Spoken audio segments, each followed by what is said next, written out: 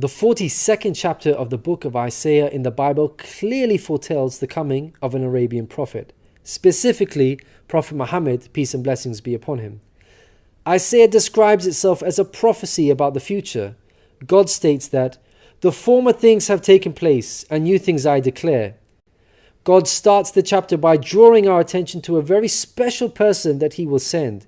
He describes this person as my servant, whom I uphold, my chosen one in whom I delight. At least 3 of the names of the Prophet Muhammad are mentioned: servant, chosen one, and in whom I delight. Isaiah is originally written in Hebrew. Arabic and Hebrew share a lot of common words because they are both Semitic languages. Isaiah uses the Hebrew word ebed for servant. The Arabic word for servant is abd.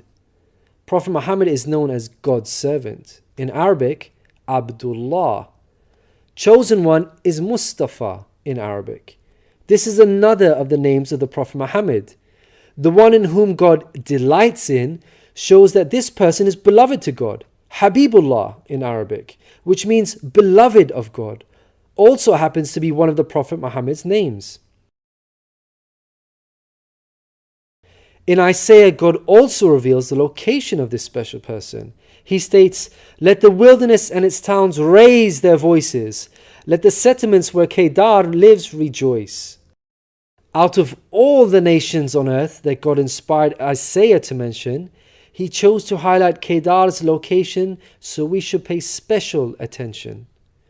Throughout the Bible, Kedar and his sons are linked to Arabia. For example, the book of Ezekiel tells us that Arabia and all the princes of Kedar were your favorite dealers in lambs, rams, and goats. In these they did business with you. In Isaiah, God goes on to narrow the location down further to a specific city within Arabia. He states that the people of Selah should sing for joy. Let them shout from the mountaintops. The place Selah pinpoints the exact location in Arabia. The place being spoken of is the city of Medina in Saudi Arabia, because Selah is the name of a famous mountain in Medina. Medina was the city of the Prophet Muhammad. An important point worth mentioning is that historically we know there was a presence of various Jewish tribes in Medina before the advent of the Prophet Muhammad. Both Jewish historians and Islamic history records this fact. The question then arises, why were there numerous Jewish tribes within Medina? The answer is that the learned Jews were aware of this prophecy in Isaiah and were anxiously awaiting the coming of a new prophet. Islamic history records the fact that whenever a dispute arose between the Jews and the Arabs in Medina, the Jews used to taunt their pagan Arab neighbors by saying, "When our prophet arrives, we shall obliterate you."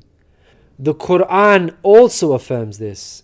God says, "Is it not a sign to them that the learned men of the children of Israel knew it as true?" In Isaiah, God informs us that the special person will bring something new. Mankind is told that we will sing to the Lord a new song, His praise from the ends of the earth. The statement "a new song" means a new law, a new way of worship. This is exactly what Islam represents. The emphasis on the new song here is singing the praise of God all over the earth.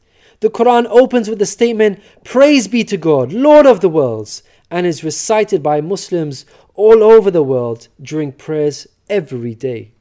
The new song cannot refer to Jesus because he did not bring about anything new. Rather, he confirmed the law of Moses that was already there. In the Gospel of Matthew, Jesus said, "Think not I am come to destroy the law or the prophets. I am not come to destroy, but fulfill." Jesus obeyed and followed the law of Moses throughout his life. Jesus didn't sing a new song. He sang the same song of Moses, the Torah. Moreover, the disciples of Jesus also followed the law of Moses, even after Jesus departed. In the book of Acts, we are told that the disciples looked to the Torah for guidance. For the law of Moses has been preached in every city from the earliest times. In Isaiah, God emphasizes the universal mission of the coming person by mentioning that he will be made a covenant for the people and a light for the Gentiles. Gentiles means non-Jews. The Quran confirms the Prophet Muhammad, peace be upon him, was sent to the whole of mankind, Jews and Gentiles alike. In the Quran, God tells us, "We have sent you, O Prophet, as a bearer of glad tidings and a warner for the whole of mankind, but most people have no knowledge." The verse in Isaiah cannot apply to Jesus, because in the Gospel of Matthew, Jesus said, "I was sent only to the lost sheep of Israel." In Isaiah, God further states that he will lead the blind by ways they have not known. Along unfamiliar paths I will guide them.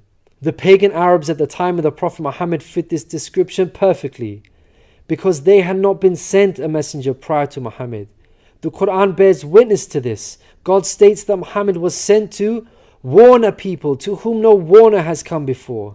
The verse in Isaiah cannot apply to Jesus, because his people, the Israelites, had already received a multitude of prophets from God. In Isaiah, God emphasizes that this special person will be sent to those who trust in idols, who say to images, "You are our gods." The whole of Arabia at the start of Muhammad's prophethood consisted of idol worshippers. Again, this cannot be a reference to Jesus, because his people, the Israelites, were monotheists and not idol worshippers. Moreover, Jesus explicitly told his disciples to stay away from the idol worshipping Gentiles, the exact opposite of what God prophesied in Isaiah. The Gospel of Matthew tells us that these 12 Jesus sent out with the following instructions: "Do not go among the Gentiles." In Isaiah, God states that this special person will be a warrior and will go forth as a mighty man. He shall stir up jealousy like a man of war. He shall cry, yea, roar. He shall prevail against his enemies. Throughout history, God has dealt sternly with those who are sent guidance and persist in disbelief. Prophet Muhammad, peace be upon him, had to engage in many battles with the idol-worshipping enemies of God and ultimately prevailed against them. By comparison, Jesus did not triumph over his enemies. According to Christians, he was crucified by them. Moreover, Jesus wasn't interested in fighting. He was not a man of war. He was a pacifist, according to the Bible. He said such things as, "For all who draw the sword will die by the sword," and "My kingdom is not of this world. If my kingdom were of this world, then would my servants fight." In Isaiah, God gives us a list of momentous achievements for this special person. Chief of these is that the idol worshippers will be turned back in utter shame. Not only did the Prophet Muhammad conquer Mecca, the pagan capital of Arabia, but by the end of his life, in just 23 short years of prophethood, Arabia had shunned idol worship and now worshipped the one true God of Abraham. This cannot apply to Jesus, as it was Christians themselves who were humiliated and greatly ashamed for hundreds of years after Jesus. They were persecuted at the hands of the Roman Empire, who were idol worshippers. They executed some of the apostles of Jesus, such as Peter and Paul. Christians were tortured and even fed to the lions. Finally, Isaiah closes with an admonishment from God. "Hear, you deaf. Look, you blind, and see. You have seen many things, but you pay no attention. Your ears are open, but you do not listen. Which of you will listen to this or pay close attention in time to come?" It seems clear that the deaf and blind God is talking about in this verse are those who reject Prophet Muhammad, peace be upon him. Who among you will heed God by acknowledging him? Who will listen and pay close attention in time to come?